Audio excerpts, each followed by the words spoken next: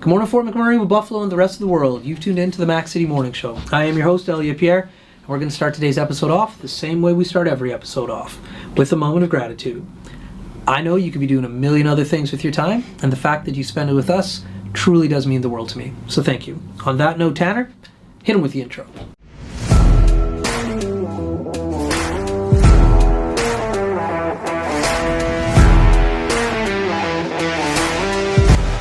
How's it going, you guys? It's Jake White, JJW, coming at you from Norrell Toyota in Fort McMurray. Just wanted to say hi and come on down, check the place out. Hi, my name's Richard. I'm the service manager here at Norrell Toyota. Hi there, I'm Adam. I'm here at Norrell Toyota. I'm a product advisor. Hi, I'm Cass. I'm the appointment coordinator. Happy to help you. Hey, it's Keith Simpson here. I'm the general manager of Norrell Toyota, soon to be Fort McMurray Toyota. Pretty excited for our new dealership. As you've seen, you met all my staff. These guys are all my family. We're here to take care of you. Come on down and be part of our family. And we are back. Big shout out to Norrell Toyota, our title sponsor for today's episode. We really do appreciate your ongoing support. As everybody at home knows, I do not introduce my guests because they can do a better job at that than myself. So, sir, can you please tell everybody at home who you are and what you're about? Brad Tizzard, Fort McMurray Composite High School alumni, class of 2000, Go Miners. Yeah, there you go. Father to three incredible humans. Yeah. All born here in Fort McMurray. My wife and I started a machining and welding company back in 2011. Okay. We purchased a shop in Athabasca. Okay. Fuck, I'm nervous, man. That's all right. Yeah. You don't need to be because we were just chatting. Yeah, no, So- I know. But so we purchased a shop in Athabasca. We changed our name to Tizzco's Riverside Machining and Welding. Okay. Bit of exciting news is that we're actually opening up a shop here in Fort McMurray. Nice. What part of town? Up in Gregoire, 136 McMillan. Okay. So right Okay. across, right where Raven Truck Accessories used to be. Nice. I got a question just right off the bat. So from Fort McMurray, like what prompted you to open a shop somewhere else? Like you obviously saw business opportunities were there prior to. Like leaving Fort McMurray? Yeah, to go open a shop down there. So it started before that. Okay. I was maybe a little bit greedy. I saw the price of housing Okay. and I saw an opportunity to maybe make some cash. That's not greedy. That's called smart. Smart, maybe, for sure, yeah. It's called smart. Yeah. Let's just call it that. Okay. Yeah. So we ended up moving out of Fort McMurray. And we purchased some land in Athabasca. Nice. We were building a house, and while we were building the house, the gentleman that owned the shop in town, he had passed away, Okay. and it opened up an opportunity for us. It was always a goal of mine to own a shop. Yeah. So me and my wife were building a house. I was still commuting up here, Jesus. and then also purchasing a shop as well as raising three children. So that 1 year was nuts, Wild. right? So How old were the kids at the time? the kids would have been getting up there a little bit, so like 6, 7, 10 in that range. So Still. yeah, still like, a handful. Just about the time they want to do everything. Exactly. For Yeah. Sure, yeah. Okay. So we purchased the shop. We did all that. We switched over from Tizzco Portable Welding Services into Tizzco's Riverside Machining and Welding. Right. And I was able to, like being from Fort McMurray, like yourself, the people that are my age are now, some of them are in those positions. That's right. Where you can network and That's you it. can probably scoop a little bit, right? That's right. So I would be coming up here, 3-4 times a week, talking to whoever I can, right? Shaking hands and kissing babies and all that. And was able to scoop some work to the shop, right? Nice. And locally we were busy too. Yeah. And so this year it's always been a dream of mine to be back in Fort McMurray with a shop and going from there. So the opportunity cool. came up, Yeah. and we said we're gonna give this a whirl, and Nice. that's what we're doing. So That's very cool, man. yeah, Are you a welder? You've got to be a welder by trade. welder by trade. Yep. So How did you get into that? always something I was kind of really into, like just out in the garage playing with a welding machine or whatever, right? And so I started with I used to work for Diversified, actually. Okay. So all the way up to about 2003, I was working with Diversified and got to dabble with it a little bit, but they never had like a full-time journeyman welder there, so it was hard for me to apprentice as a welder there. Right. So I ended up going out and working for North American Construction Group out at Horizon CNRL. Yeah. And working there for a few years, I was able to weasel my way in there and start my trade. And the rest is really history. I just took off from there, right? Like I'm a huge believer in people that you look up to, right? So for me in this area, a lot of my adoration for people such as Leo Roberts, Marty Giles, Chris Wilson, like doing a bunch of name dropping that's here, right. but these are people like I even feel like I got to recognize like people that are still coming, like past, present, future, right? So Ben Brignall for Brignall Solutions, right? And these people that I've looked up to, and to be able to, I'm not saying I'm following footsteps or whatever, but to look up to them and pursue something like that has always been a goal of mine, and I'm happy to see that part of it it's coming to fruition, right? So, that's awesome, man. Yeah. And like, there's nothing wrong with looking up to people and also seeing like they forged a path for you. That's right. And so you can say like, oh, I can follow those footsteps. Or it's like, it's kind of dumb to be like, no, I close my eyes, close my ears, I'll figure this out on my own. Exactly. If somebody else has done it, you're like, hey, thank you. Well, and another cool thing that like when we were looking for a building to do this up here, the Leo Roberts building is up for lease, right? So, okay. A little bit out of my budget, but being able to actually walk through, right, and it may be corny or whatever, but you can visualize some things, and it gives you fuel. Really, is what it's done for sure. So there's nothing corny about that, man. I'm a big believer in like visualization and meditation and like. Anyways, I could go on a tangent. Nobody wants to hear my tangent. They're here to hear about you. Okay. So, but yeah, that's not corny at all. Before we started filming, though, you were talking about like legitimately like growing up here. Yep. Back in the day. Mm-hmm. So you're up in Timberley. Yes, I was. Yeah. So how did you end up going to comp? Okay, so I think I know the story already. Yeah, for sure. Yeah. So I moved to Fort McMurray in '97. Okay. From Calgary. Okay. And I used to be really big into basketball. Digging your heart away jersey, by the way. Thank you. Autograph, by the way. I see that, big shout out to Curtis Phillips, legendary guy in Fort McMurray, big into sports.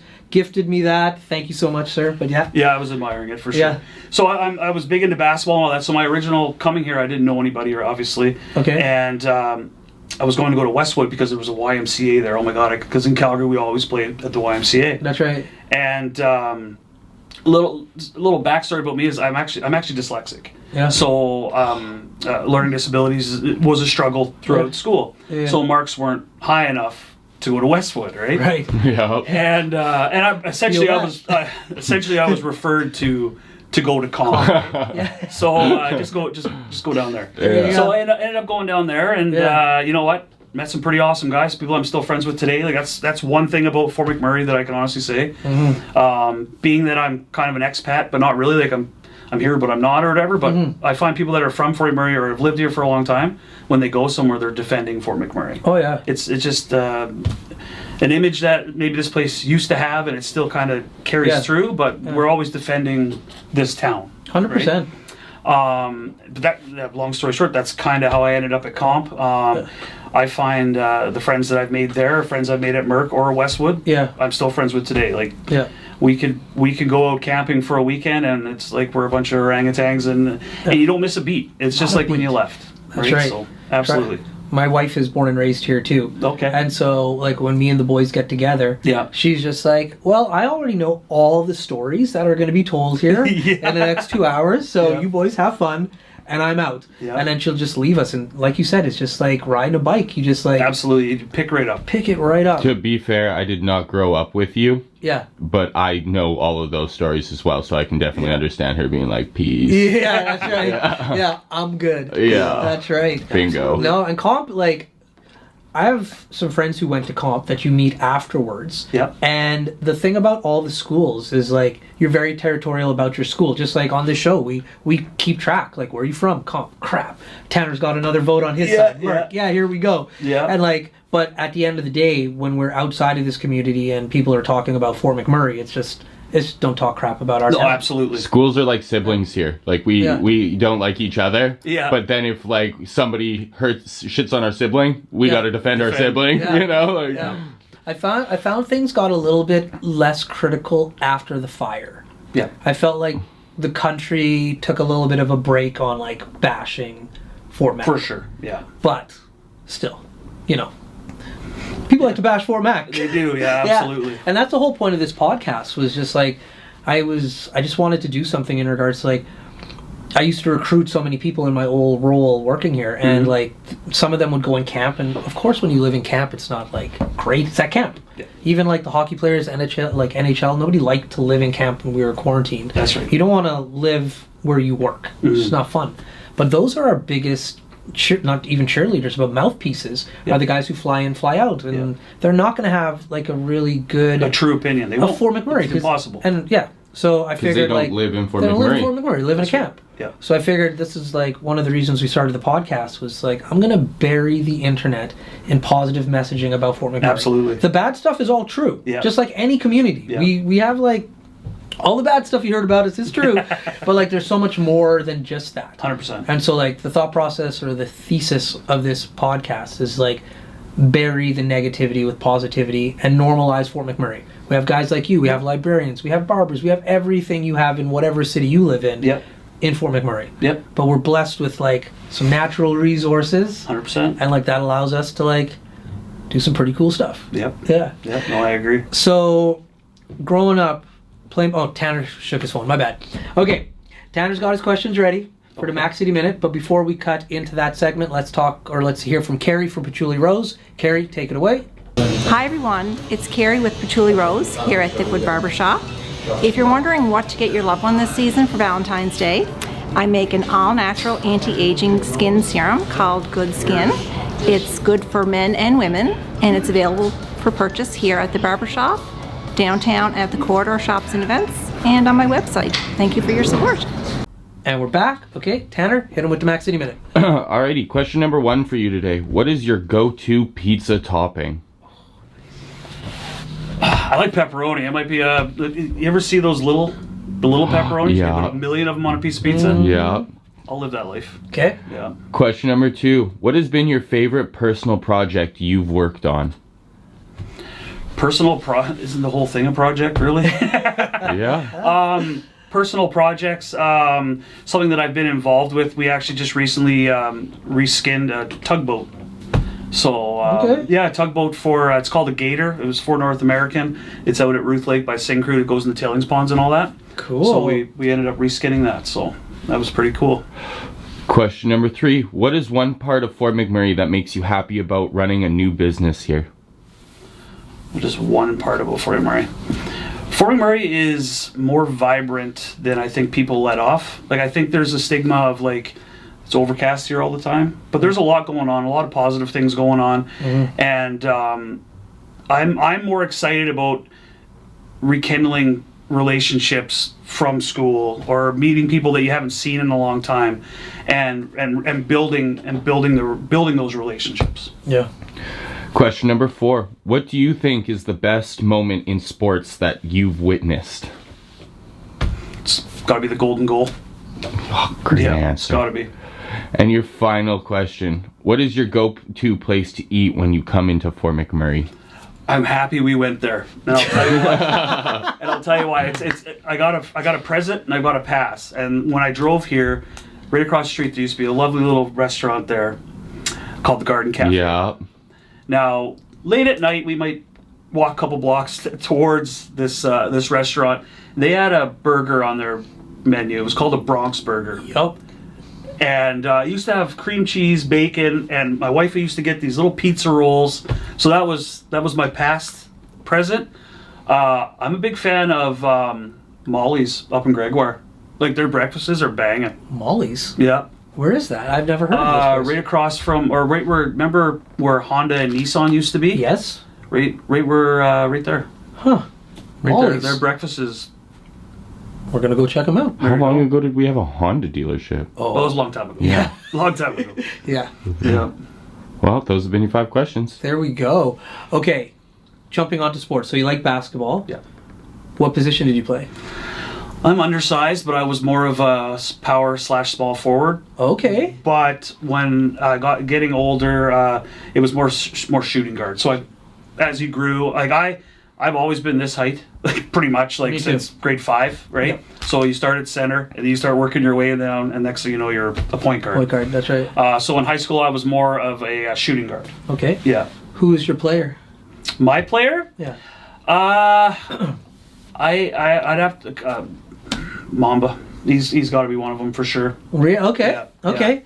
Yeah, I was a big Golden State's Warriors fan before they were good, Right. and also the the Lakers. But like Latrell Sprewell was probably one of my favorite players as well. So Nice. So you like the grittier. yeah, Chris Webber. Yeah. Yeah. Yeah. You're not looking for like the flash of the point guard. I or don't the, know. You're looking for like that guy who's banging it up in the post. That's right. And like, yeah, because those are aggressive players. You That's just tell, right. like, Even- which are great. Like, Like Shaq in his prime. he's dominant. Probably one of the greatest players of all time. Well, is one of the greatest Yeah. players of all time. Yeah. Like, and he's like low key about his greatness, but like He's an unreal human. when he entered the NBA, like it changed Oh, 100%. how basketball was played forever. And he did it in the middle of his DJing career. Was it Diesel? Yeah. DJ Diesel or whatever? Yeah, but like he was a DJ before Yeah. and after. Yeah, he's Okay. a DJ now. So, Yeah, there you go, yeah. So he just fit in a basketball career right in the middle of that, you know? 400, 500 million. Just casually. Yeah, you know? just casually. Yeah. On the side, I play basketball, but like Yeah. my passion is DJing. Yeah. Yeah, he changed the game. And like this guy, when Penny Hardaway got into the league, Yeah, I was absolutely. like, Yeah. whoa, when him and Shaq were playing together, Yeah. I'm like, I remember, because I'm a big Michael Jordan fan. Yeah. And I remember the two of them, I'm like, these two are going to be a problem They for would, him. yeah, for sure. And unfortunately, like, things happen. Stuff but- happens. Yeah. Okay, so you're the number 3 player on the Yeah. court. Yeah. So did you play at comp at all? I did. Did you get the chance to? Yeah, I did. Yeah. Okay, Yeah. and how did you do?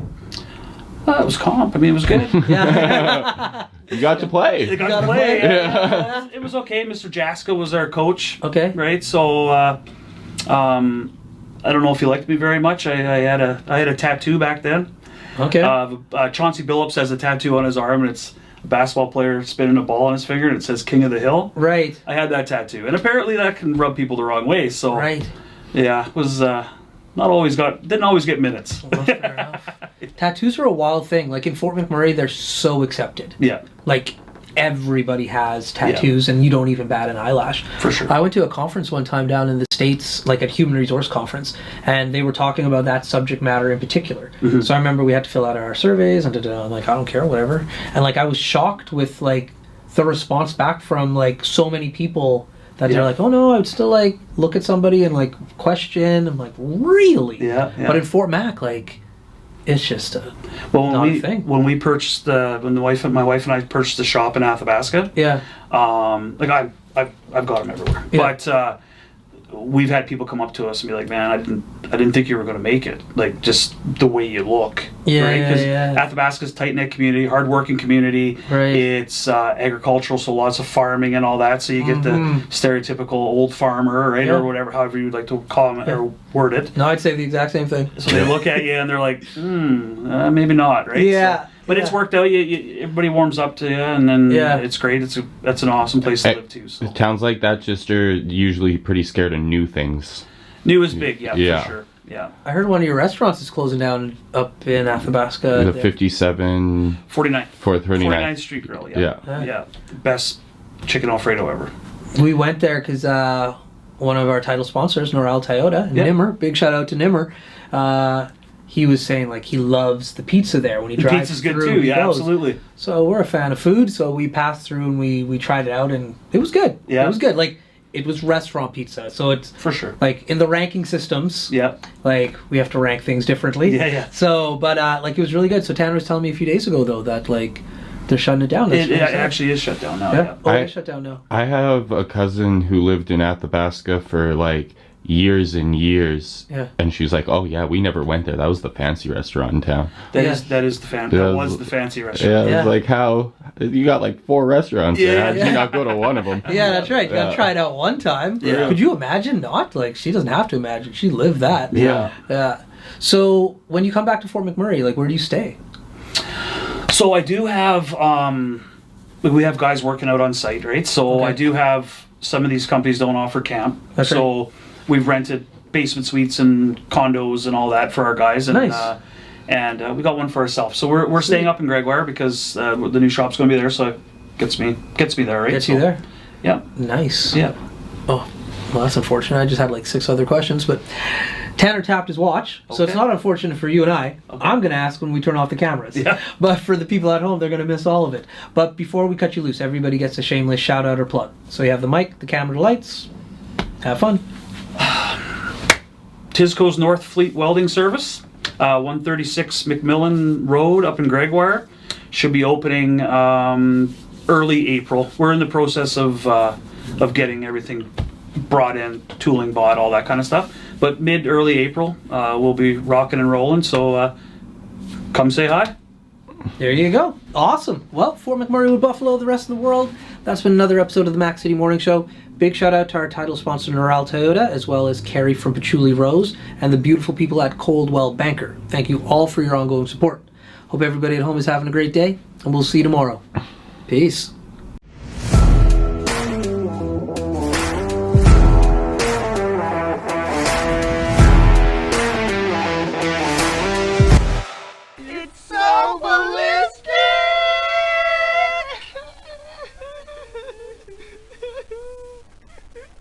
Talk about quenching your ugly thirst.